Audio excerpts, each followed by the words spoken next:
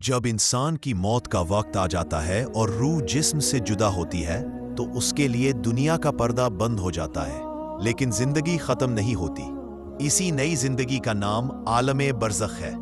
ये वो हालात है जो मौत और क़यामत के दरमियान होती है, जहां जिस्म कब्र में होता है और रूह अपने रब के फैसले के इंतजार में रहती है।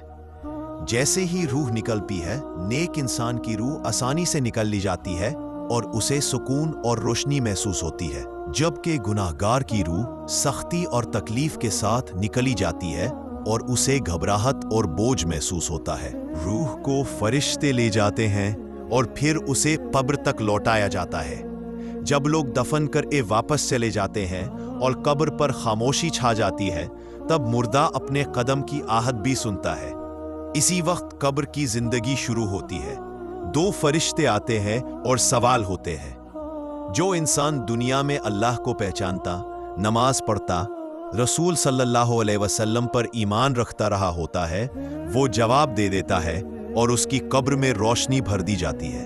कब्र उसके लिए खुल जाती है और उसे सुकून नसीब होता है। लेकिन जो गफलत में जीता रहा, गुनाहों में डूबा रहा और अल्लाह को भूल गया, वो जवाब नहीं दे पाता।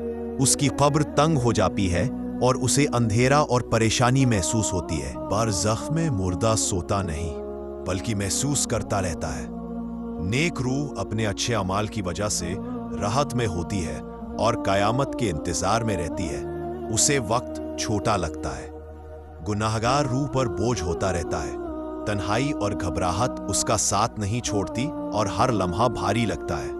मुर्दे अपनों की दुआ, सदका और कुरान का सवाब महसूस करते हैं। जब कोई उनके लिए मग़फ़िरत की दुआ करता है तो रूह को सुकून मिलता है, जैसे किसी ने अंधेरे में रोशनी रख दी हो। आलमे बरज़ख में ना पैसा काम आता है, ना रुतबा, ना रिश्तेदार साथ देते हैं। वहां सिर्फ वही चीज साथ होती है जो इंसान दुनिया में करके आया होता है।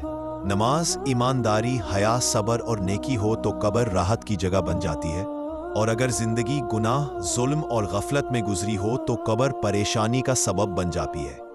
इसीलिए समझदार वो है जो मौत से पहले तैयारी करे, क्योंकि जो कुछ आज की जिंदगी में किया जा रहा है वही बरज़ख में महसूस किया जाएगा, और ये जिंदगी हर इंसान को लाजमी तौर पर गुजरनी है। जो आज हम दुनिया में कर रहे हैं वही कल आलम बरज़ख में महसूस होगा। इसलिए मौत से पहले अपनी जिंदगी सुधार लेना ही अक्लमंदी है।